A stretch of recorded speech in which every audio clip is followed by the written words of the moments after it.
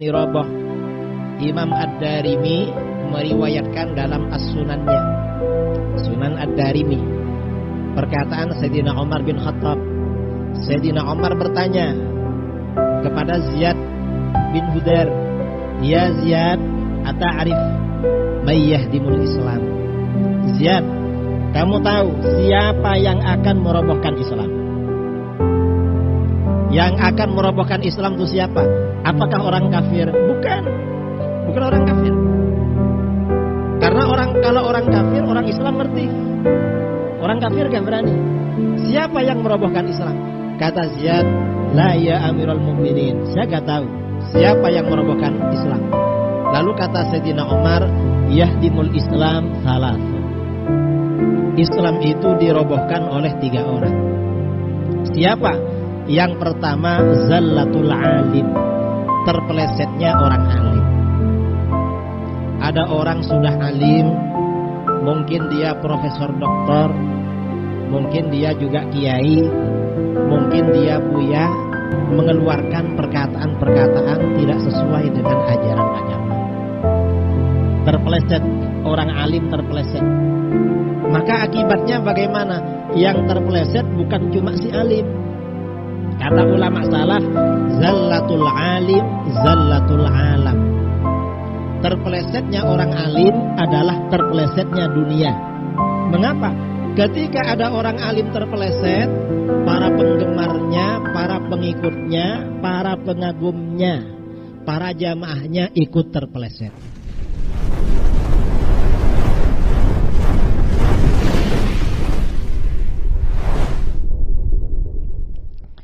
Assalamualaikum warahmatullahi wabarakatuh.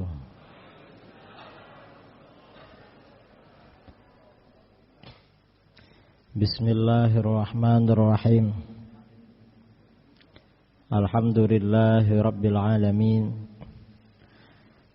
Lahul hamdu wa lahul fadlu wa lahul thana'ul hasan. Ashhadu an la ilaha illallah wahdahu la syarika lah. Wa ashhadu anna sayyidana Muhammadan abduhu wa rasuluh.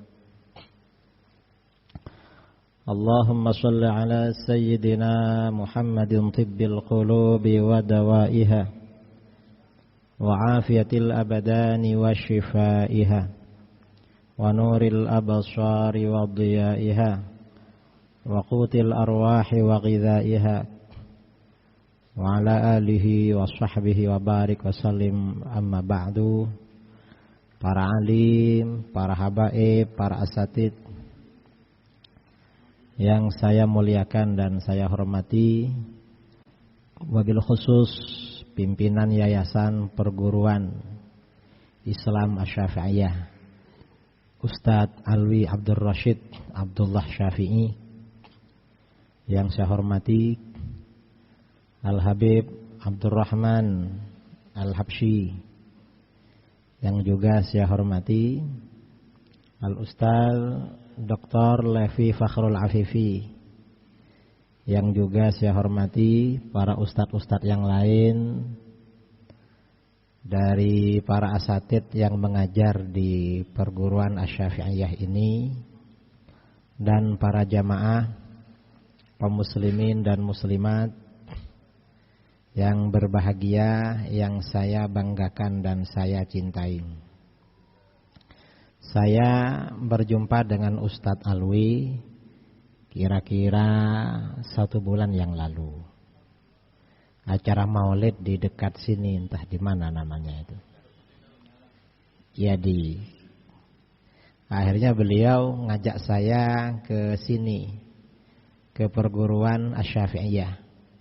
Sebenarnya kalau ke Tebet sudah sering ke daerah sekitar Tebet sejak 2011 atau 12 dulu. Sering ke Tebet. Jakarta juga. Dan memang tadi setelah pembacaan maulid, kita bareng-bareng membaca akidah mujmalah. Dan katanya itu sudah dari dulu. Dan itu harus itu. harus dibaca terus dan ditanamkan kepada masyarakat, terutama kepada generasi-generasi. Mengapa? Karena sekarang ini tantangan yang paling besar di akhir zaman ini adalah tantangan akidah. Tantangannya bagaimana? Dan ini bukan main-main. Di akhir zaman ini tantangan besar itu maraknya, merebaknya fitnah-fitnah kufur. Ajaran-ajaran yang disebarkan yang menyebabkan seseorang keluar dari Islam. Dalam hadis dalam hadis riwayat Imam Muslim dari Abu Hurairah radhiyallahu an, Rasulullah sallallahu alaihi wasallam bersabda, "Badiru bil a'mali fitanan kaqita'il lailil muzlim." Segera lakukan amal-amal baik. Jangan sampai kedahuluan fitnah-fitnah. Mau ngaji, segera ngaji. Jangan nunggu minggu depan, bulan depan. Jangan. Mengapa? Khawatir ada fitnah akhirnya gak jadi ngaji. Anaknya mau mondok, segera kirim ke pondok. Begitu mau kirim. Jangan nunggu, tahun depan aja. Tahun depan. Akhirnya gak jadi. Segera. Mengapa? Khawatir kedahuluan fitnah-fitnah kaqita'il lailil muzlim. Di mana fitnah-fitnah itu bagaikan potongan-potongan malam yang gelap. Kok dikatakan potongan-potongan malam yang gelap? Fitnah-fitnah itu membingungkan. Coba fitnah itu gelap dah, gelap. Gak ada terangnya sama sekali. Orang tahu, ini fitnah, ini gelap. Ini kafir yang bilang. Tapi kalau fitnahnya ini potongan-potongan malam yang gelap. Artinya ada gelap, ada terang. Gelap terang, gelap terang. Orang itu bingung. Contohnya gimana? Berkata begini, katanya murtad. Loh, ini kata ustadz, kata kiai dulu murtad. Tapi sekarang yang ngomong kok kiai juga. Katanya perkataan begini sesat, kufur, atau sesat. Tapi yang ngomong kok Habib. Katanya perkataan begini gak benar. Tapi yang ngomong kok ustadz. Yang ngomong istrinya kiai. Yang ngomong pimpinan ormas. Yang berbicara pejabat. Orang ini bingung. Ini namanya potongan-potongan malam yang gelap. Nah, stadium fitnahnya itu sampai level mana? Yumsir rajulu mu'minan wa yusbihu kafiran. Wa yusbihu mu'minan wa yumsi kafiran. Seseorang sore hari masih mukmin, besok paginya berubah menjadi kafir. Akibat fitnah tadi, fitnah-fitnah itu. Ada yang pagi-paginya beriman, sorenya berubah menjadi kafir. Mengapa? Karena menjual akidahnya dengan fitnah. Dalam hadis tadi diterangkan selanjutnya yabi'u ahadukum dinahu bi'aradin minad dunya. Salah seorang kamu menukar agamanya dengan sedikit benda dunia. Artinya ada yang bayar. Artinya apa? Orang-orang yang melontarkan perkataan-perkataan kufur, ada yang bayar itu.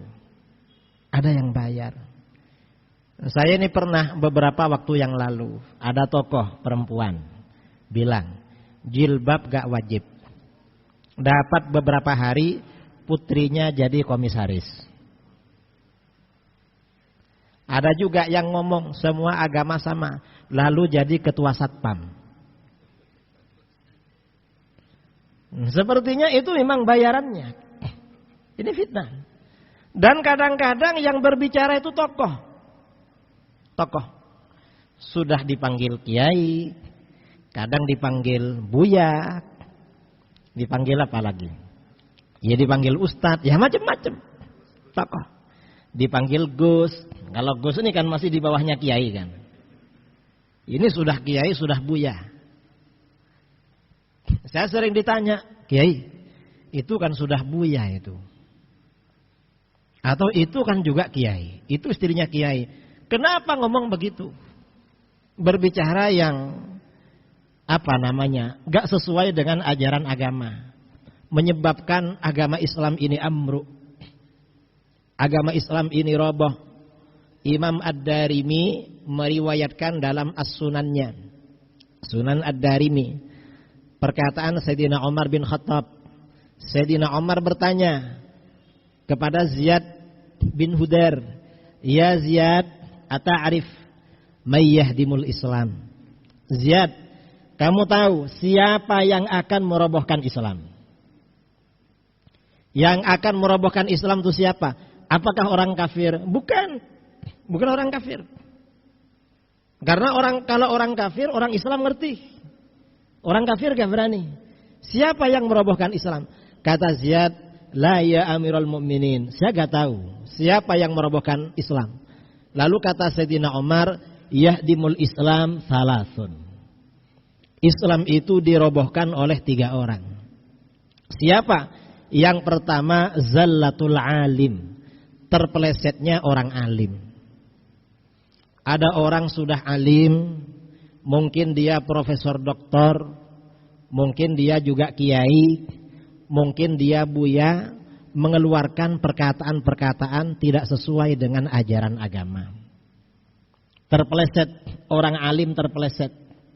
Maka akibatnya bagaimana? Yang terpeleset bukan cuma si alim. Kata ulama salaf, zallatul alim, zallatul alam. Terpelesetnya orang alim adalah terpelesetnya dunia. Mengapa? Ketika ada orang alim terpeleset, para penggemarnya, para pengikutnya, para pengagumnya, para jamaahnya ikut terpeleset. Ini orang-orang terpeleset zaman sekarang. Ini ramai saudara, orang-orang terpeleset. Ini contoh ya, contoh terpeleset. Orang-orang yang terpeleset di negara kita. Ada orang ngomong, apa? Orang perempuan itu gak wajib pakai kerudung. Mengapa? Karena bahwa rambut itu aurat tidak ada hadisnya. Gak ada hadisnya, padahal di Al-Quran ada. Kalau rambut itu aurat. Orang-orang sekarang ini aneh. Di Al-Quran ada, lalu di hadis tidak ada, dia bilang apa? Gak ada hadisnya. Nanti kalau di hadis ada, di Al-Quran gak ada, dia bilang apa? Di Al-Quran gak ada itu. Apa maunya orang seperti ini? Ini kan terpeleset namanya. Ini orang alim yang bicara. Saya kemarin ya memberikan kuliah. Saya ini kan walaupun sering muter-muter kemana-mana kan dosen. Cuma dosen jarang masuk. Dan masuk itu biasanya ya kalau sudah diingatkan oleh kampus di Jawa Timur, Kiai kapan ada waktu? Insya Allah besok lusa saya masuk gitu. Sekarang masih di luar Jawa gitu. Sampai di sana, Kiai yang ada di sana curhat pada saya. Ini gimana Kiai? Ini ada selebaran, ada flyer bahwa rambut perempuan itu bukan aurat, nggak wajib ditutupi. Mengapa? Katanya hadisnya dhaif, hadisnya mursal, hadisnya tidak sahih katanya. Loh, ini kok membicarakan hadis? Auratnya perempuan ini yang mengatur Al-Quran. Di dalam Al-Quran sudah lengkap tentang aurat perempuan. Dan di hadis ada juga, bukan gak ada. Ya karena yang bilang dia orang banyak percaya. Terutama saudara-saudara kita yang sudah terbiasa tidak pakai kerudung. Padahal di dalam Al-Quran tentang aurat perempuan, wala yubdina zinatahunna illa ma dhahara minha. Dan janganlah wanita-wanita mukminah menampakkan perhiasannya. Perempuan ini kan perhiasan kan. Kalau gak percaya tanya sama laki-laki. Perempuan itu yang disukai yang mana? Semuanya. Laki-laki itu kalau lihat sama rambutnya ya suka, sama lehernya suka, sama kakinya suka, perhiasan. Illa ma dhahara minha, kecuali yang boleh ditampakkan bagian yang biasa kelihatan. Nah, mengenai illa ma dhahara minha, ulama sahabat berbeda pendapat. Kalau kata Abdullah bin Mas'ud, ini pendapat yang berat. Kata Abdullah bin Mas'ud, yang biasa kelihatan itu bajunya. Artinya apa? Seluruh badan wajib ditutupi, termasuk wajah. Makanya mazhabnya Abdullah bin Mas'ud, perempuan wajib pakai cadar.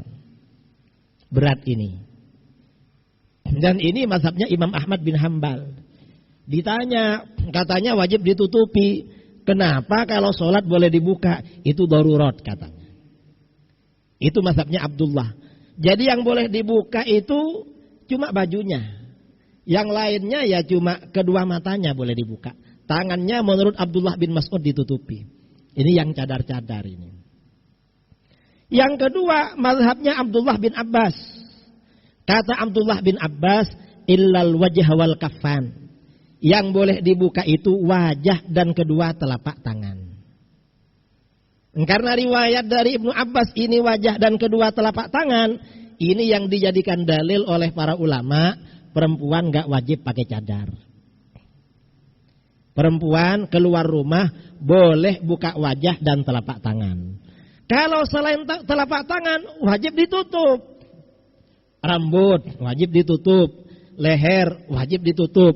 Mengapa? Karena setelah itu ada ayat wal yadribna bi khumurihinna ala juyubihin. Dan hendaklah wanita-wanita mukminah itu memasang kerudungnya pada lehernya, pada dada bagian atasnya. Jadi dulu dalam kitab-kitab tafsir, dulu orang-orang jahiliyah ya, atau awal-awal Islam, orang pakai kerudung itu diturunkan ke belakang. Karena kerudungnya turun ke belakang, leher kelihatan, dada bagian atas kelihatan. Karena kemudian turun ayat ini, kerudung itu juga dipasang pada dada bagian atas. Berarti kata Imam As-Suyuti dalam kitabnya Al-Iqlil fi Istinbatit Tanzil, ini menjadi dalil kalau leher perempuan kemudian dada bagian atas perempuan itu termasuk bagian dari aurat. Wajib ditutup. Rambut ya aurat, rambut itu. Rambut itu aurat. Nah, ini aurat perempuan sudah jelas dalam Al-Qur'an. Lalu ada orang bilang apa? Rambut gak apa-apa dibuka. Mengapa? Gak ada dalilnya dalam hadis. Hadisnya dhaif katanya. Padahal yang sahih ada. Hadis yang sahih. Hadis riwayat Imam Ahmad dari Aisyah. Rasulullah SAW bersabda. Riwayat Imam Ahmad, Abi Dawud, Ibnu Majah dan lain-lain. La yaqbalullahu sholata haidin illa bi khimar. Allah tidak akan menerima sholatnya wanita yang sudah balighah. Wanita yang sudah mencapai usia haid. Sudah balighah. Kecuali dia pakai kerudung. Mengapa wajib pakai kerudung? Karena rambut itu bagian dari aurat. Aurat itu. Sekarang ada yang bilang bukan aurat. Mengapa? Mungkin anaknya gak pakai kerudung. Akhirnya dibilang hadisnya gak ada. Dhaif katanya. Entah orang mana itu. Mungkin orang Jakarta juga itu. Ya biasanya Jakarta biasanya. Tapi pengaruhnya nyampe kemana-mana. Ini namanya zallatul alim. Orang alim terpeleset. Jamaahnya ikut terpeleset juga. Ini harus dijelaskan. Kalau enggak, nanti masyarakat awam ragu-ragu. Loh, kita dari dulu udah pakai kerudung. Berarti sia-sia nih. Enggak sia-sia. Justru itu yang benar. Ini contoh ya. Zallatul alim. Kemudian lagi apa? Yang merobohkan Islam yang kedua.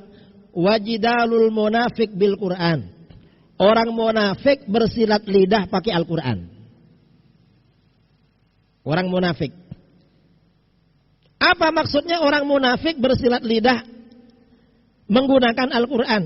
Dia ini membela ajaran yang tidak benar. Dalilnya pakai Al-Quran. Nah, ini merobohkan Islam. Mengapa? Orang-orang yang awam akan terpengaruh dengan dia. Karena dalilnya pakai Al-Quran. Ini contoh ya, di negara kita yang ramai dari dulu. Ini sudah umum. Di negara kita ini sejak dulu ada aliran namanya aliran kejawen atau aliran kebatinan. Biasanya ngajak tidak sholat. Kata kelompok ini bagaimana? Sholat itu gak perlu, yang penting ingat pada Allah. Mengapa yang penting ingat? Karena di dalam Al-Quran Allah berfirman, aqimis sholata lidzikri. Dirikan sholat untuk mengingat aku. Berarti kalau sudah ingat gak perlu sholat katanya. Ini kata orang ini. Nah, yang terakhir itu, yang berarti itu yang gak benar. Karena itu kesimpulan dia. Ayat ini perintah agar kita mendirikan sholat. Lalu di dalam sholat diperintahkan untuk khusyuk. Ingat kepada Allah. Apakah kalau sudah ingat gak perlu sholat? Ya enggak lah, tetap sholat. Wong sholatnya yang diperintah. Lalu sholat diperintah lagi ada khusyuk di dalam sholat. Nah ini kalau orang-orang awam, ya betul ya. Langsung begitu. Ini contoh. Ini contoh aliran kejawen. Ada lagi ya, kelompok-kelompok di luar Ahlus Sunnah. Kelompok-kelompok di luar Ahlus Sunnah ini yang melarang orang bertawassul, melarang istighatsah, melarang tabarruk. Apa dalilnya? Pakai Al-Quran. Kata dia, wa qalu ma na'buduhum illa liyuqarribuna ilallahi zulfa. Orang-orang musyrik ditanya, hai orang musyrik, mengapa kalian menyembah patung? Itu kan batu, gak ada gunanya. Orang musyrik berkata, kami tidak menyembah berhala-berhala itu, kecuali agar supaya berhala-berhala itu mendekatkan kami kepada Allah sedekat-dekatnya. Nah, ini kan sama dengan orang yang bertawassul, yang ziarah kubur, yang istighatsah. Dia bertawassul dengan para nabi, para wali agar didekatkan kepada Allah. Sama dengan orang musyrik. Berarti gak boleh, berarti syirik. Ini kalau orang awam langsung mensyirikan orang. Loh, syirik itu. Jamaah Syafi'iyah itu syirik karena tawassul. Jamaah sana syirik. Mengapa? Ini dalilnya. Wa qalu ma na'buduhum illa liyuqarribuna ilallahi zulfa. Nah, seperti ini yang meluruskan pernyataan orang-orang munafik ini hanya para ulama. Gimana kata para ulama? Kata para ulama, itu namanya mempermainkan ayat Al-Quran. Mengapa? Orang musyrik itu dalam ayat itu memang menyembah kepada berhala. Ma na'buduhum. Kami tidak menyembah. Berarti mereka beribadah kepada berhala. Sedangkan orang-orang mukmin, orang-orang muslim, ahlus sunnah wal jamaah yang bertawassul, beristighatsah, itu ibadahnya kepada Allah. Cuma para nabi dan para wali disebutkan itu hanya konteksnya sebagai wasilah. Sesuai dengan perintah di dalam Al-Quran, ya ayyuhalladzina amanu taqullaha wabtaghu ilaihil wasilah.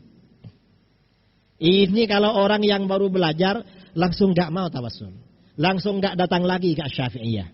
Mengapa? Ada tawassulnya. Langsung begitu. Mengapa? Ya ada orang munafik yang merusak. Ini contoh. Ini contoh lagi ya. Contoh lagi. Orang munafik bersilat lidah pakai Al-Quran. Sebentar lagi ini tanggal 25 Desember. Hari apa? Hari Natal. Dan nanti ini ada saudara-saudara kita yang ramai-ramai jaga Natalan. Semoga sadar dan gak jaga lagi. Amin Allahumma amin. Mereka ini pakai dalil. Ditanya, loh kenapa kok jaga Natalan? Loh, dalam Al-Quran, wa ma arsalnaka illa rahmatan lil alamin. Kita ini Islam rahmatan. Kasihan, jaga juga mereka, kasihan. Biar aman katanya. Pakai dalil, kita ini rahmatan lil alamin. Nah, kalau orang-orang awam gak pernah ngaji, ya betul juga ya. Nanti paling gak gak usah repot-repot. Yang gak boleh ada kiainya. Yang boleh ada kiainya juga, ada dalilnya juga loh, Al-Quran juga. Pakai Al-Quran, tapi disalahgunakan. Karena yang dimaksud rahmatan lil alamin, siapapun umat manusia di dunia wajib masuk Islam. Itu maksudnya. Kalau agamanya nabi-nabi terdahulu, itu sifatnya terbatas, hanya untuk kaumnya saja. Tetapi kalau agamanya Rasulullah SAW untuk seluruh umat manusia, itu namanya rahmatan lil alamin. Nah, kalau menjaga mereka ketika melakukan ibadah gak masuk ayat ini, itu namanya membantu. Kalau membantu itu sudah ada kaidahnya di dalam Al-Quran. Gimana kaidah di dalam Al-Quran? Ta'awanu 'alal birri wat taqwa wa la ta'awanu 'alal itsmi wal 'udwan. Tolong menolonglah kalian pada kebaikan dan ketakwaan. Kalau urusan yang baik dan ketakwaan, kita diperintahkan saling membantu. Ada pengajian di Asy-Syafi'iyah, dibantu, dijaga. Pokoknya yang baik-baik. Ketakwaan juga dibantu. Kemudian dalam ayat itu, dan jangan tolong menolong, jangan saling membantu pada perbuatan dosa dan permusuhan. Kalau perbuatan dosa gak boleh bantu. Contoh, ada kawannya mau berzina, jaga ya di depan pintu, biar gak ketahuan. Kira-kira dosa apa enggak?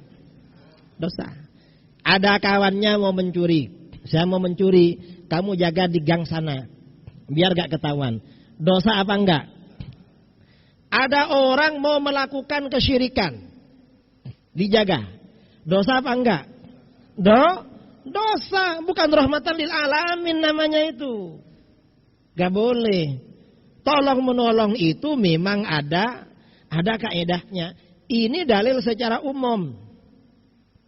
Pokoknya yang maksiat, yang mungkar-mungkar, gak boleh ditolong. Gak boleh. Membantu, menolong itu khusus kebaikan. Kalau kemungkaran gak boleh. Ini dalil umum. Kalau dalil khusus, di dalam Al-Quran, Allah Subhanahu wa ta'ala berfirman, walladzina la yashhaduna az-zura wa idza marru bil lagwi marru kirama. Hamba-hamba Allah yang baik itu juga orang-orang yang tidak menyaksikan kepalsuan. Zur itu artinya kepalsuan, tidak menghadiri kepalsuan. Apa maksudnya tidak menghadiri kepalsuan zur? Dalam kitab-kitab tafsir diriwayatkan, sebelum Madinah itu masuk Islam, masa-masa jahiliyah, di Madinah ada berhala namanya berhala zur. Setiap tahun orang-orang musyrik kumpul di situ menyembah berhala. Setelah Islam masuk ke Madinah, pada acara-acara ritual penyembahan berhala, sebagian orang Islam ada yang nonton. Akhirnya ditegur oleh Allah, walladzina la yashhaduna zur, gak menonton, gak menengok. Karenanya para ulama salaf kebanyakan mengatakan yang dimaksud tidak menyaksikan zur itu adalah la yahduruna a'yadal kufar, tidak menghadiri hari raya orang kafir. Mengapa gak menghadiri hari raya orang kafir? Kata Imam Ar-Razi dalam tafsirnya At-Tafsir Al-Kabir, dalam tafsir Al-Fakhrur Razi, kata beliau, kalau orang ini menghadiri hari raya orang kafir, berarti secara tidak langsung dia itu ridho terhadap kekafiran, rela terhadap penyembahan berhala, rela. Sedangkan ridho terhadap kekafiran, warridha bil kufri kufrun, rela pada kekafiran hukumnya adalah kafir. Jadi gak boleh. Kemudian ayat berikutnya dikatakan, wa idza marru bil lagwi marru kiramah. Dan apabila mereka melewati perkara yang tersia-sia, mereka melewatinya dengan menjaga kehormatan dirinya, menjaga kemuliaan dirinya. Para sahabat dulu setelah turun ayat ini, Kalau melewati orang-orang sedang menyembah berhala, mereka di sebelah kanan, mereka biasanya berpaling ke arah kiri, gak mau melihat. Gak mau. Mengapa? Menjaga kehormatan diri. Karena kalau menonton berarti tidak gak terhormat. Ini ajaran Al-Quran. Jadi gak boleh memang. Ini bukan apa-apa. Ya masalah penjagaan biar aman, biar mereka sendiri yang jaga. Mereka kan juga punya anggota. Kita juga acara apa ya kita menjaga punya sendiri. Dan insya Allah kita gak ganggu mereka. Umat Islam insya Allah tidak ganggu. Yang ganggu itu namanya kelompok teroris. Kita bukan teroris, gak ganggu kita.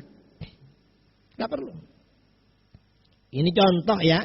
Ini namanya contoh tadi. Orang munafik bersilat lidah dengan Al-Quran. Dan ini banyak ya. Contoh-contoh ajaran liberalisme, pluralisme. Itu dasarnya Al-Quran semua. Tapi ya itu. Al-Quran itu disalahgunakan.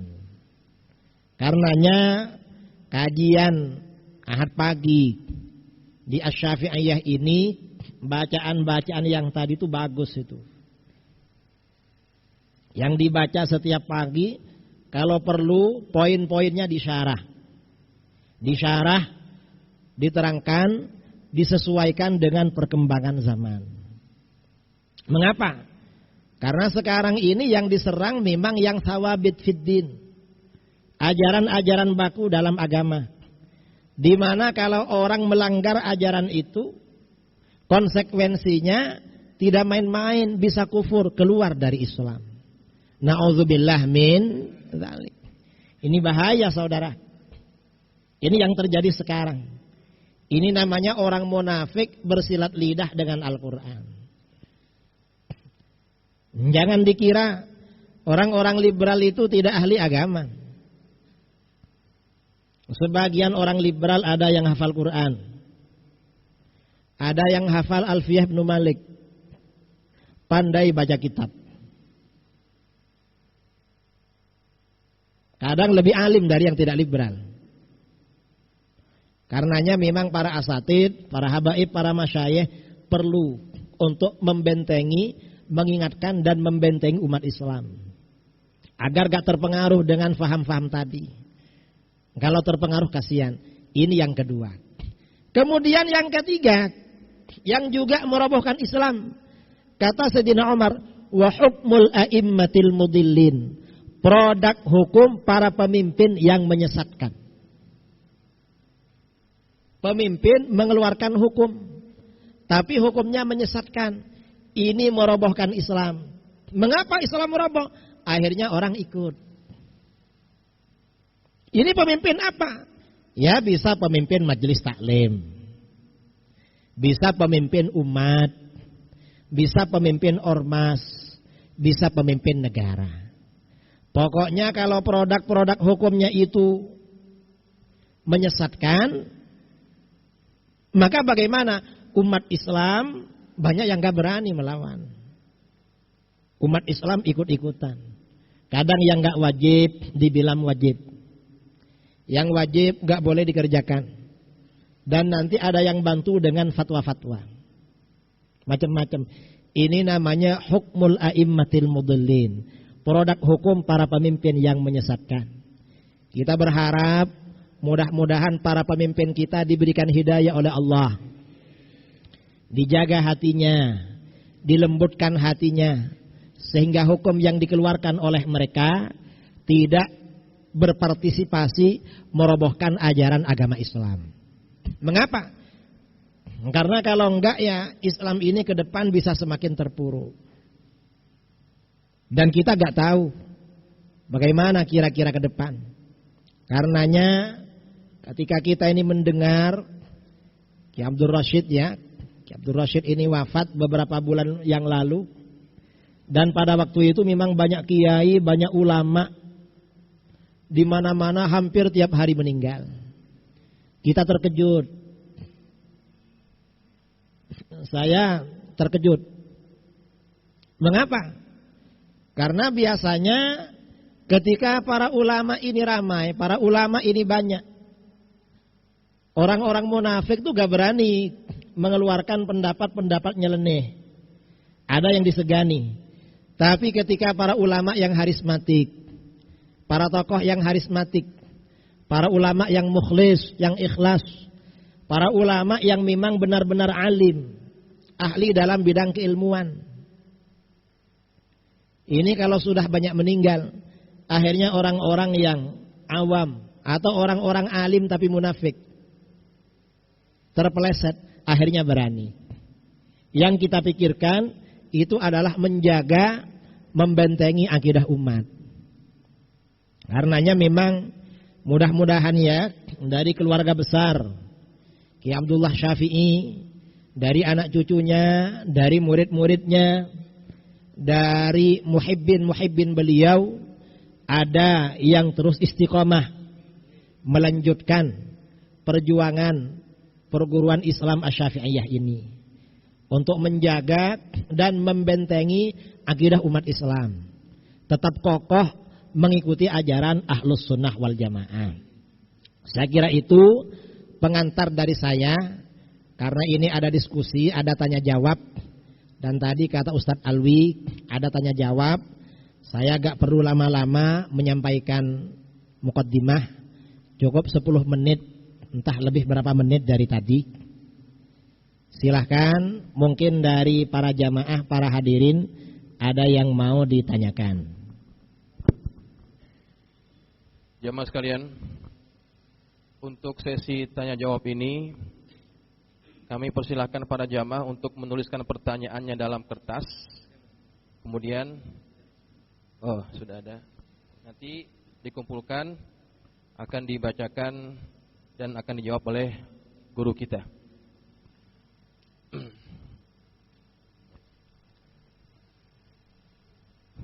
Ada beberapa pertanyaan yang masuk.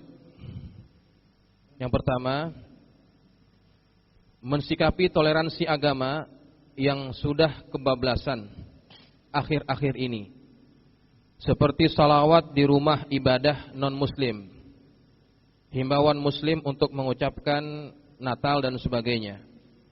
Kami sebagai umat muslim sangat resah. Bagaimana sikap dari Kiai Idrus terkait keresahan hal ini? Ya, silakan Kiai.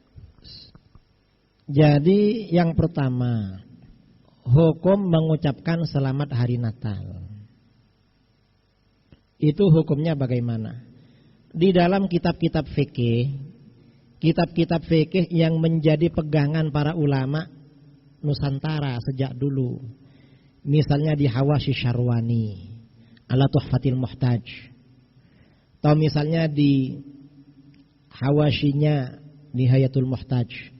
Atau di dalam kitab Mughnil Muhtaj, Syarah Minhaj, atau Hasyiatul Jamal, atau di dalam kitab An-Najmul Wahaj, Syarah Al-Minhaj, dan kitab-kitab lain mengucapkan, menyampaikan ucapan selamat pada hari raya agama lain itu hukumnya haram.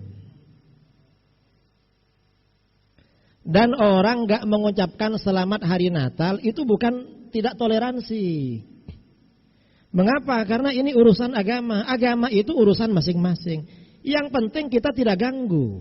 Kan begitu.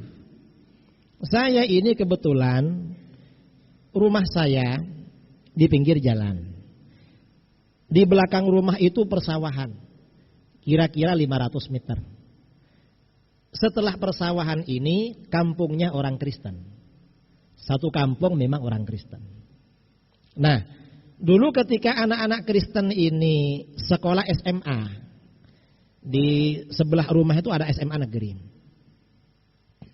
Mereka dulu masih belum naik motor, masih naik sepeda pancal. Itu sepedanya tiap hari ditaruh di depan rumah saya. Dan gak dijaga dan aman. Karena orang tua ini dianggap kiai, dianggap tokoh. Jadi orang naruh sepeda, entah sepedanya siapa, seharian aman. Dan kami gak narik karcis. Itu orang Kristen. Kami gak apa-apa. Sampai sekarang itu kadang mau pergi kemana, Pak, tak titip sepeda, taruh aja. Karena aman memang. Dan kami hari raya gak pernah mengucapkan selamat Natal. Pada hari raya kami mereka juga gak mengucapkan. Gak ada apa-apa sebenarnya. Sekarang ini ya kayaknya kalau gak mengucapkan selamat Natal kita gak toleransi. Padahal di kitab-kitab fikih yang dulu itu haram. Memang ada mufti-mufti sekarang di Timur Tengah maupun di Indonesia yang membolehkan. Tapi mufti modern itu ya mungkin fatwanya ya menyesuaikan diri dengan rezim pemerintah.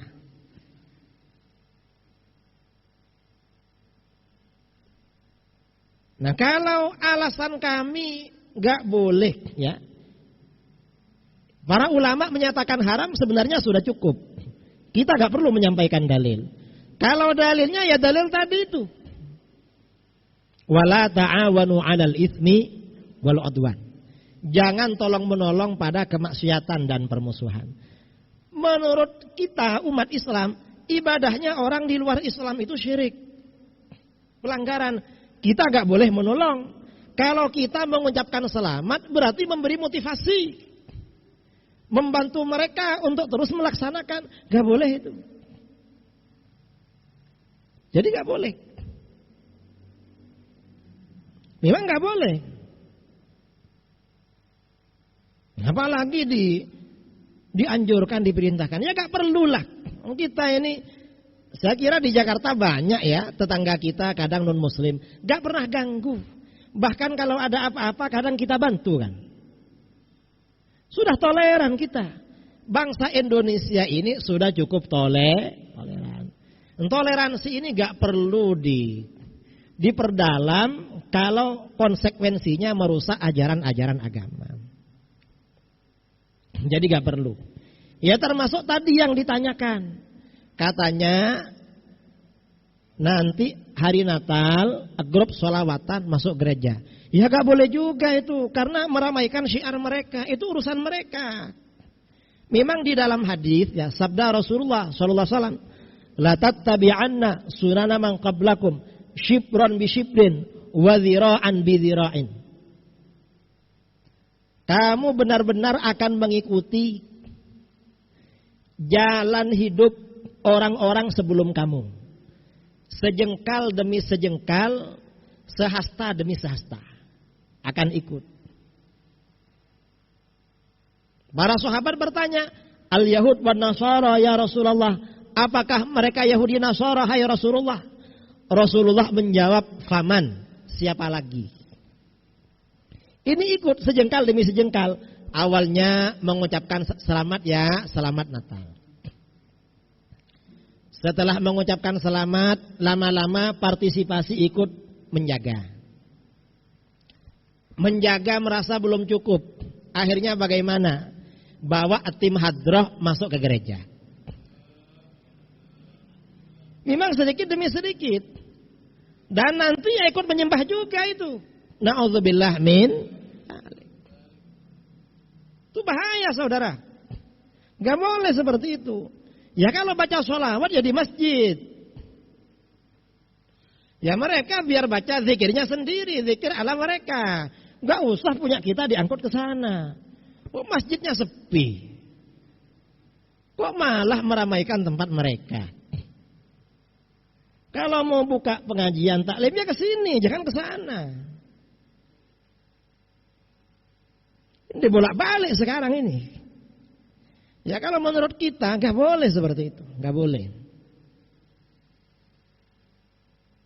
Itu namanya toleransi tapi keterlaluan. Kebablasan. Kita ini gak apa-apa bermuamalah ya, berinteraksi dengan saudara kita yang beda agama, saudara sebangsa. Gak apa-apa. Kadang kita bekerja, kadang membeli ke tokonya, gak apa-apa seperti itu. Memang boleh. Tapi kalau urusan agama ya beda urusannya. Jangan dirubah. Saya kira itu tanggapan saya. Di kitab-kitab fikih ya seperti itu. Baik, pertanyaan yang kedua. dari Haji Zainuri. Beliau bertanya, bagaimana pengertian ahli sunnah wal jamaah yang sebenarnya? Mungkin karena akhir-akhir ini banyaknya mengklaim ya, mereka itu ahli sunnah wal jamaah. Silakan Kiai. Ahlu sunnah wal jamaah itu artinya golongan yang mengikuti sunnah dan mengikuti jamaah. Sunnah itu artinya apa? Sunnah itu bisa diartikan sunnah Rasul. Karena ini diambil dari hadis, innahu may ya'ish ba'di fasayara ikhtilafan katsira.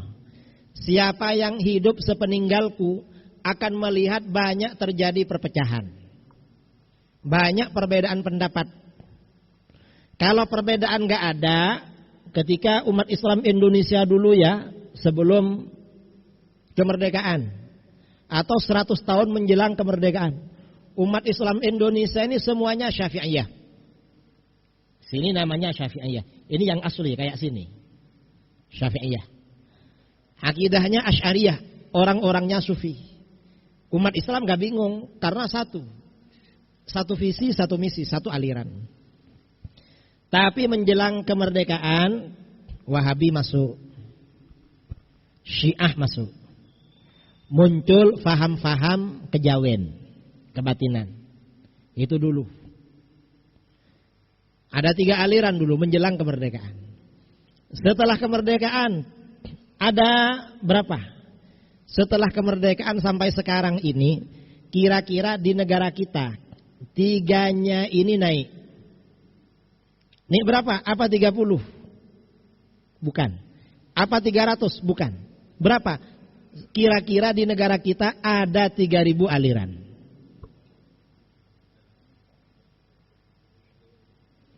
Nah, memang banyak. Lah kalau banyak begitu, maka standar kebenarannya apa? Dalam hadis tadi, fa'alaikum bisunnati wa sunnatil khulafair rasyidin. Berpeganglah dengan sunnahku dan sunnah khulafaur rasyidin. Nah, golongan yang berpegangan dengan sunnah Rasul Shallallahu Alaihi Wasallam dan sunnah khulafaur rasyidin, ini disebut dengan golongan ahlus sunnah wal jamaah. Tanda-tandanya apa? Ya jamaah. Di antara tanda-tandanya jamaah. Apa yang dimaksud jamaah? Jamaah di sini maksudnya as-sawadul a'zam, golongan mayoritas. Karena golongan mayoritas umat Islam ini masih konsisten, istiqomah dalam ajaran ahlus sunnah wal jamaah. Mengapa mayoritas? Karena jamaah itu kekuatan orang banyak. Kekuatan orang banyak ini identik dengan golongan terbesar. Dalam satu hadis, dalam salah satu versi hadis, ketika Rasulullah SAW ditanya golongan yang selamat, beliau menjawab as-sawadul a'zam, golongan mayoritas. Karenanya kita ini perlu menjaga eksistensi golongan mayoritas umat Islam, dan itu adalah ahlus sunnah wal jamaah. Mayoritas yang dulu ya, karena sekarang ini ada yang ngaku-ngaku mayoritas, tapi gak mayoritas sebenarnya. Siapa? Yaitu kelompok Islam Nusantara, disingkat dengan INUS. Atau aliran Nusantara, singkatannya itu bukan mayoritas karena penyimpang itu. Nah, kalau secara simpel ahlus sunnah wal jamaah itu di dalam fikih mengikuti salah satu mazhab yang 4. Hanafi, Maliki, Syafi'i, Hambali. Sini Syafi'i. Makanya Syafi'iyah itu. Indonesia ini Syafi'iyah, sama dengan ini. Di dalam akidah mengikuti salah satu 2 mazhab, Asy'ariyah, Maturidiyah. Syafi'iyah identik dengan Asy'ariyah. Dan orang-orangnya Sufi, tasawufnya mengikuti Imam Junaid al-Baghdadi. Ini yang disebut dengan faham ahlus sunnah wal jamaah. Di luar ini berarti bukan ahlus sunnah wal jamaah. Saya kira itu.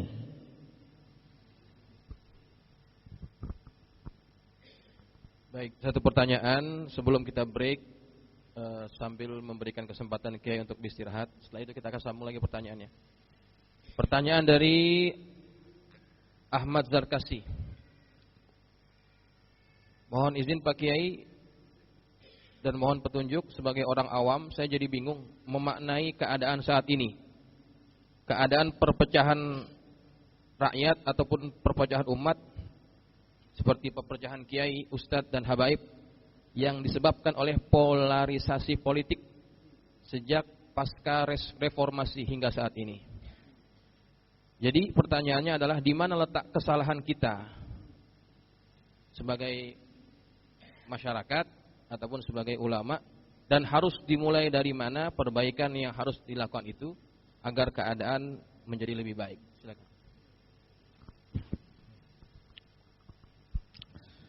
Di akhir zaman seperti sekarang ini, perpecahan ramai dan bisa jadi ke depan tambah ramai.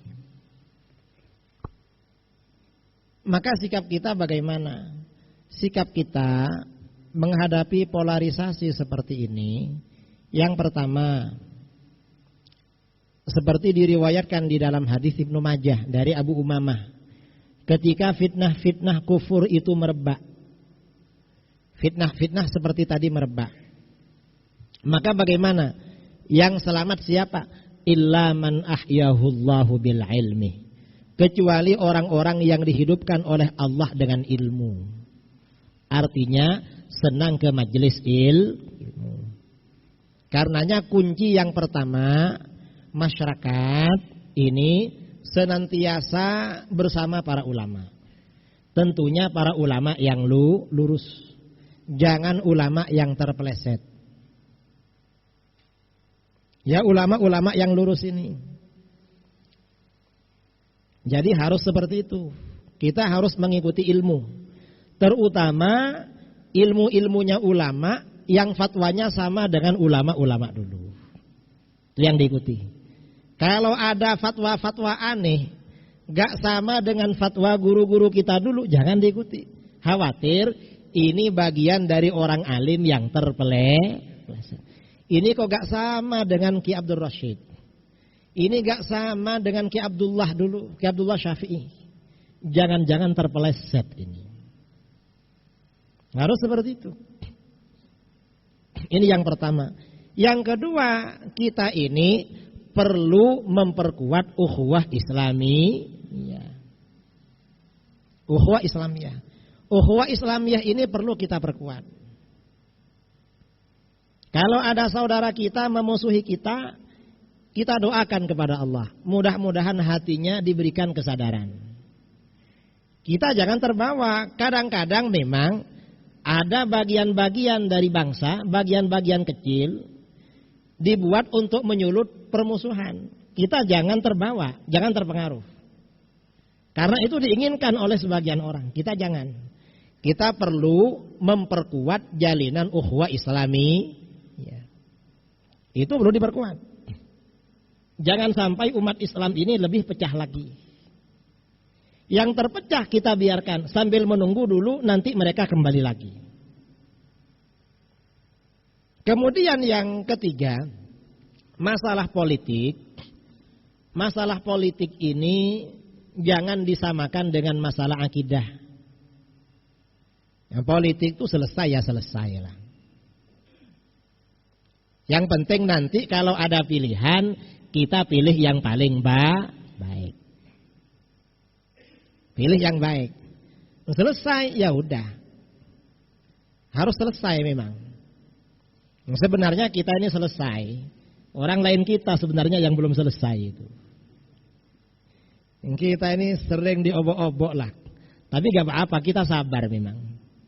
Akhir zaman ini butuh ekstra kesabaran. Jadi yang penting kuncinya itu. Kemudian juga di akhir zaman ini banyak berdoa pada Allah. Banyak ngumpul-ngumpul untuk berdoa. Karena di akhir ya istighatsah ya. Di sini kan rutin kan. Rutin di sini. Mengapa? Karena di akhir zaman ini kata sahabat Hudzaifah bin Yaman, la yanju minal fitan illa man da'a ka du'ail ghariq. tidak akan selamat dari fitnah kecuali orang yang berdoa seperti doanya orang yang karam. Kita ini sebenarnya kan tiap hari berdoa, tapi kan jarang khusyuknya. Baru kalau misalnya naik pesawat, lalu pesawatnya terjadi turbulensi, kira-kira khusyuk apa enggak? Khusyuk. Ya Allah. Asyhadu an la ilaha illallah wa asyhadu anna Muhammadar Rasulullah. Semuanya astagfirullah, semuanya dibaca. Kalau ingin selamat seperti itu doanya. Dan yang kita doakan bukan cuma diri kita. Anak cucu kita doakan. Saudara-saudara kita doakan. Seluruh umat Islam semuanya kita doakan. Karena mereka saudara kita. Makanya kita di dalam sholat ketika membaca Fatihah. Ihdinas siratal mustaqim. Tunjukkan kami ke jalan yang lurus. Kami itu maksudnya siapa? Yang dimaksud kami, saya, orang-orang yang saya cintai, keluarga dan anak cucu, jamaah, dan semua orang Islam. Itu hadirkan dalam hati. Agar kita agak tengkar terus. Kalau ada saudara-saudara kita, suka ngolok-ngolok kita, hadirkan dalam doa. Ihdinas siratal mustaqim. Tunjukkan kami ya Allah ke jalan yang lurus. Itu macam lurus, kasih hidayah. Biar yang muslim. Dan yang khusyuk doanya seperti kita naik pesawat. Lalu ada pengumuman dari pilotnya. Biasanya kalau cuaca lagi tidak bagus, itu kan ada pengumuman. Saya kemarin alhamdulillah dari Surabaya ke sini aman. Waktu berangkat ya, wah ini musim hujan. Karena di rumah semalam hujan terus. Ini kira-kira perjalanan hujan sampai atau sudah selesai. Sebelum berangkat dari rumah dibagi. Kita ini mau khusyuk itu nunggu suasana kadang-kadang. Padahal perlu ya. Khusyuk itu memang menjadi kebiasaan kita agar kita selamat. Jadi banyak berdoa kepada Allah. Jadi ketika membaca Fatihah, ihdinas siratal mustaqim, itu yang khusyuk. Dan hadirkan semua orang-orang yang kita sayangi. Orang-orang yang kita cintai hadirkan, mendapatkan hidayah dari Allah. Insya Allah dengan begitu kita selamat. Amin Allahumma. Nah, karena ini amal jariah ya, termasuk pegangan akhir zaman ini memperbanyak amal jariah. Allahumma shalli wa sallim ala sayyidina Muhammadin wa ala ali sayyidina Muhammad. La ilaha illallah, la ilaha illallah, la ilaha illallah, Muhammadur Rasulullah. La ilaha illallah, la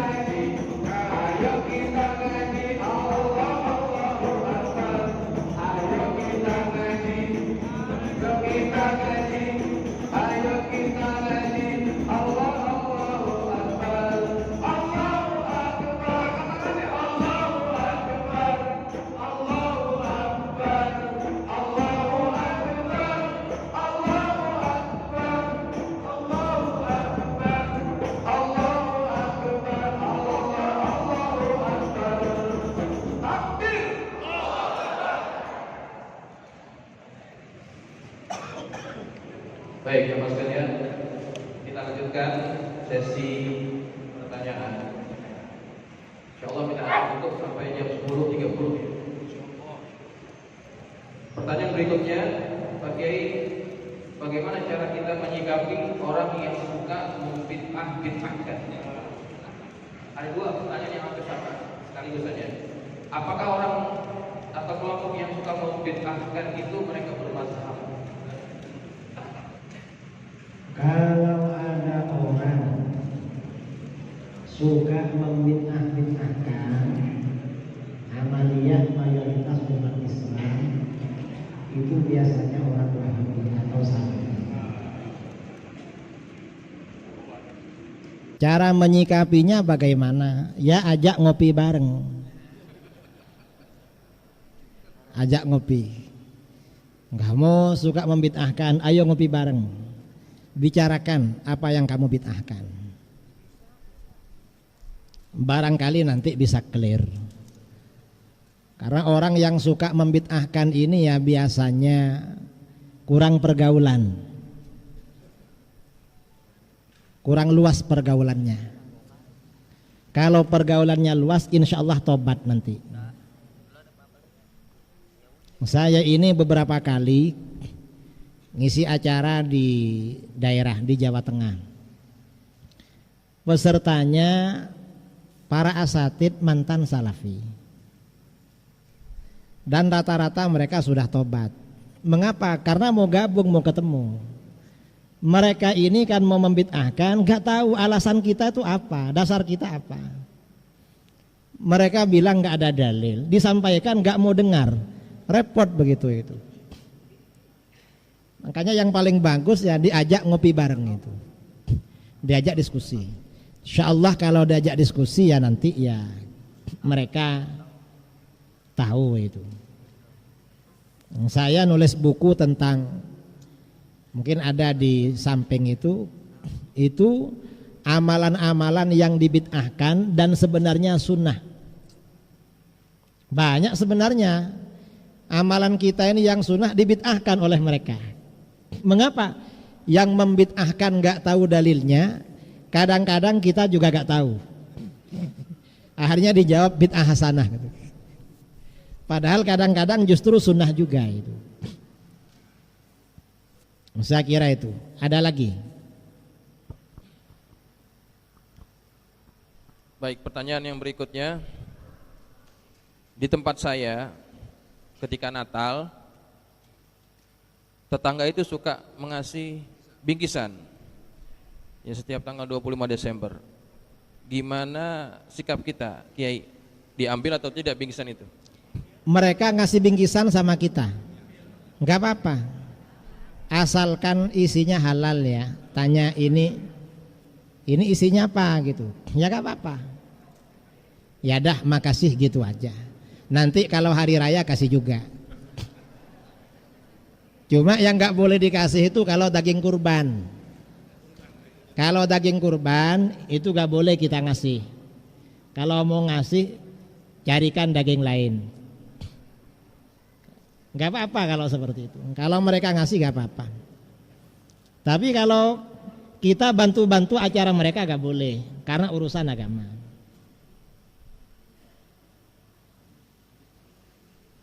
Pertanyaan yang terakhir ya, yang sampai di tangan saya. Kiai, bagaimana cara kita mensikapi orang yang beda akidah?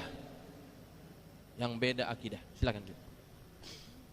Orang yang beda akidah dengan kita, kata Imam Ibnu Hajar Al-Haytami dalam kitabnya Asral Matalib fi Silatil Aqarib,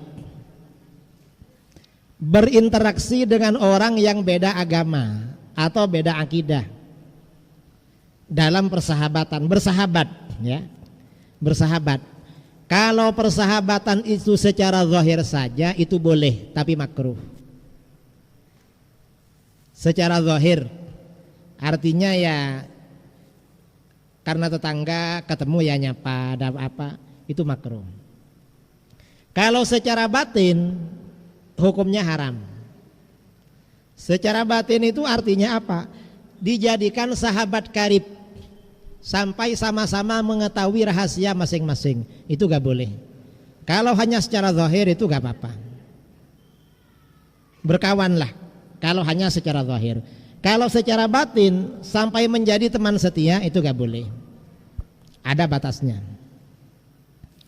Kalau bermakmum pada mereka, sholat berjamaah, imamnya orang beda akidah, hukumnya makruh.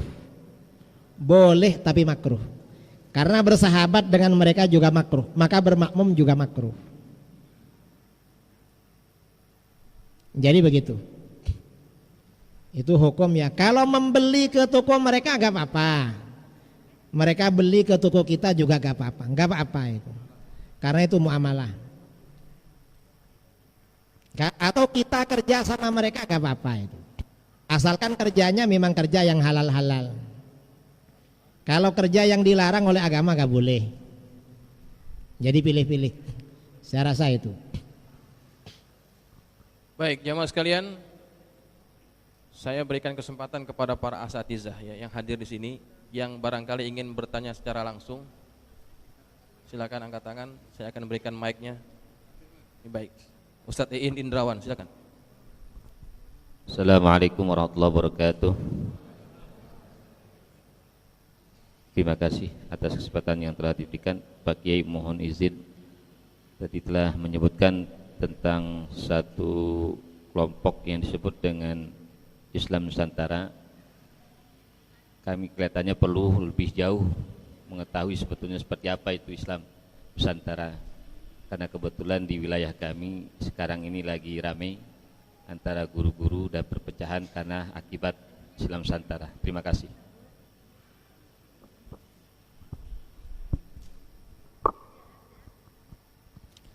Islam Nusantara itu sebenarnya bagaimana?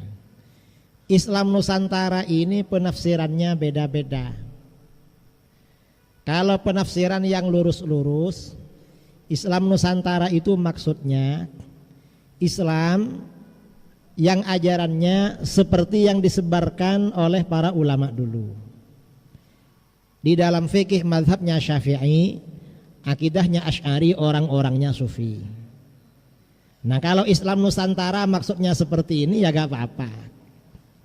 Lalu kata kelompok ini, kelompok yang baru-baru seperti HTI, Syiah, itu baru, bukan Islam Nusantara. Betul itu.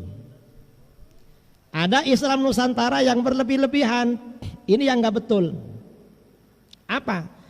Islam Nusantara pertama punya program menghidupkan tradisi Nusantara yang sudah dilarang oleh ulama dulu. Contohnya apa? Masyarakat kita yang kerjanya nelayan punya tradisi petik laut, larung laut. Membuat sesajen pakai nasi kuning, ada kepala kambing, kepala sapi, ada emas, ada perak. Dibuang ke laut. Persembahan untuk jin penjaga laut agar cari ikan banyak ikannya. Ini dilarang. Muktamar Nahdlatul Ulama sebelum kemerdekaan memutuskan ini termasuk perbuatan syirik. Nah, kalau menghidupkan ini nggak boleh. Itu namanya bukan Islam Nusantara, tapi syirik Nusantara. Karena oleh ulama Nusantara sudah difatwakan syirik. Gak boleh. Ini contoh. Ada lagi Islam Nusantara. Kemarin ya, awal-awal bulan Maulid, videonya viral. Apa kata dia? Islam Nusantara ini Islam yang baik. Islam Arab tidak baik. Ini gak boleh. Dan kata para ulama kita dalam kitab-kitab fikih, misalnya dalam kitab Rawdatul Talibin Imam Nawawi, atau dalam kitab Al-I'lam Biqawatil Islam karangan Imam Ibnu Hajar Al-Haytami, atau dalam kitab Asy-Syifa bi Ta'rifi Huquqil Mustafa karangan Al-Qadhi Iyad, orang memaki-maki Arab kalau secara mutlak itu hukumnya murtad. Kalau bilang orang Arab gak baik. Kalau secara mutlak murtad. Mengapa? Karena Kanjeng Nabi masuk di situ. Berarti Kanjeng Nabi gak baik juga. Na'udzubillah min. Kalau dia memaki-maki Arab terbatas, maksudnya Arab yang sekarang fasik, dosa besar. Mengapa? Orang Arab yang sekarang yang soleh-soleh banyak. Yang soleh kena, gak boleh. Sama-sama gak boleh. Yang benar bagaimana? Islam Nusantara itu baik apabila mengikuti Islamnya Arab. Islam Nusantara itu baik apabila cinta pada Arab. Jadi begitu. Islam ini gak bisa dipisahkan dari Arab. Mengapa? Karena Rasulullah juga dari Arab. Dan Al-Quran pakai bahasa Arab. Sholatnya juga bahasa Arab semua kita. Gak boleh maki-maki Arab. Ini ketika orang Nusantara ditanya, katanya Arab gak baik. Rasulullah kok lahir dari Arab, kan baik. Apa kata dia? Itu kebetulan. Gak boleh itu.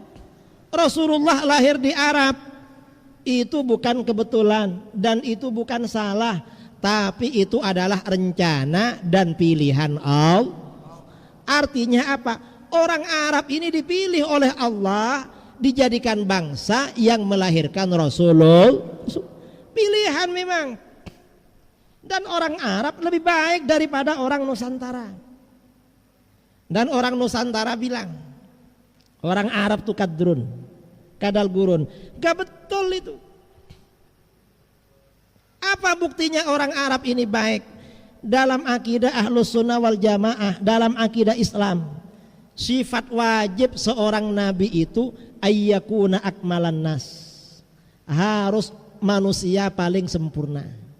Sempurna apanya? Apa saja yang berkaitan dengan beliau. Akhlaknya paling sempurna. Kemudian fisik dan penampilannya juga paling sempurna. Nah, karena para nabi ini lahir paling sempurna. Para nabi rata-rata lahirnya di Timur Tengah. Belum ada riwayat nabi lahir di Nusantara. Mengapa? Orang Nusantara kalah saing dengan orang Timur Tengah. Kalah memang. Kalah. Dan orang Timur Tengah memang lebih ganteng daripada orang Nusantara. Ini wajib memang di dalam Al-Quran, di dalam hadis ya. Ini hadis yang biasanya di khutbah-khutbah Jumat. Innallaha astafa Kinanata min bani Ismail. Allah memilih suku Kinanah dari keturunan Nabi Ismail. Setelah anak cucu Nabi Ismail ini ramai, suku Kinanah yang dipilih oleh Allah, orang-orangnya berintegritas, diakui, orang-orangnya disegani dan berwibawa. Itu Kinanah. Wastafa min Kinanata Quraisyan. Setelah anak cucu Kinanah ini ramai, Allah memilih suku Quraisy. Orang Quraisy ini orang-orangnya berintegritas, disegani dan berwibawa. Makanya di dalam Al-Quran turun surat namanya surat Quraisy. Surat Nusantara gak ada. Yang ada surat Quraisy. Li'ilafi Quraisy ilafihim rihlatash syita'i was-shaif falya'budu rabb hadzal bait alladzi at'amahum min ju' wa amanahum min khauf. Karena kebiasaan orang Quraisy, kebiasaan mereka melakukan perjalanan pada waktu musim dingin dan musim panas. Musim dingin mereka ke Syam, musim panas ke Yaman untuk berdagang. Falya'budu rabb hadzal bait. Hai orang Quraisy, sembahlah Tuhannya Baitullah ini. Siapa? Yaitu Allah. Mengapa orang Quraisy diperintahkan menyembah Allah? Alladzi at'amahum min ju'. Allah memberi makan mereka dari kelaparan. Ketika suku-suku lain dilanda kelaparan, orang Quraisy gak lapar. Mengapa? Orang-orang Arab dari mana-mana datang ke Baitullah menunaikan ibadah haji. Dagangan orang Quraisy laris manis. orang Quraisy kaya-kaya. Enggak lapar, dijaga oleh Allah. Wa amanahum min khauf. Allah memberi aman Quraisy dari ketakutan. Ketika suku-suku Arab yang lain ketakutan, di Arab itu kalau satu suku kelaparan, suku sebelahnya diserbu. Malam-malam orang Arab bepergian, dirampok, hartanya diambil. Tetapi orang Quraisy aman. Suku-suku Arab gak berani nyerbu. Kalau orang Quraisy bepergian, malam hari dicegat oleh rampok.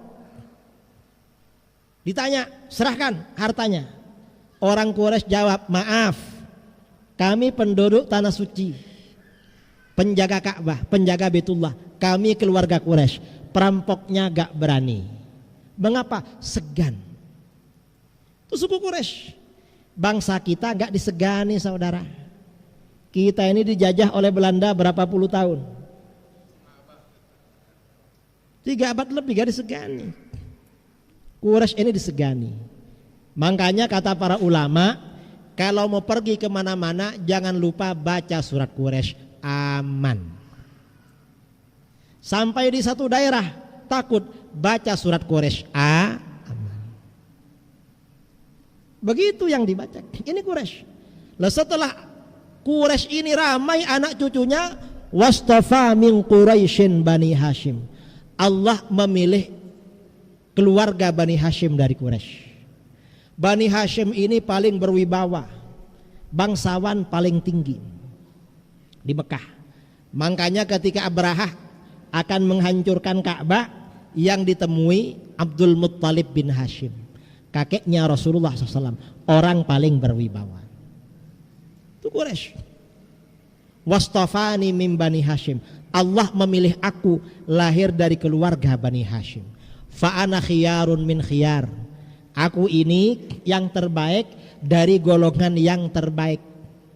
Aku ini pilihan dari golongan yang terpilih. Artinya apa? Bangsa, suku yang melahirkan Rasulullah adalah golongan terpilih. Berarti kalau begitu Arab ini memang pilihan. Ini yang terakhir ya. Karena ini Habib Abdurrahman sudah datang ini. Saya ini dulu pernah tinggal di Eropa. Sebelum berangkat ke Eropa, kawan-kawan bilang ke Inggris, Ustadz, apa?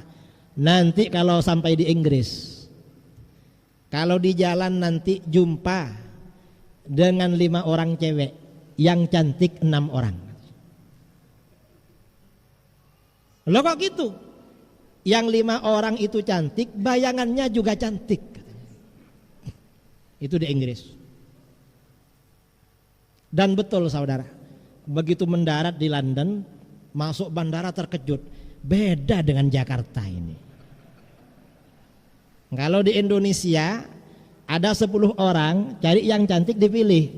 Kadang yang cantik 2, kadang 3, kadang cuma 1 itu. Kalau di sana cantik semua. Nah, kebetulan kita tinggal di kampus orang Pakistan. Pelajar banyak dari Pakistan, dari India, dari Arab. Lama-lama kawan-kawan bilang, Gus, apa? Ternyata orang Inggris kalah dengan orang Pakistan dan India. Diperhatikan betul memang. Wah, kalah ya. Karena Pakistan, India ini tetangganya Arab. Lama-lama dibandingkan lagi, Bos, ternyata India Pakistan kalah sama Arab.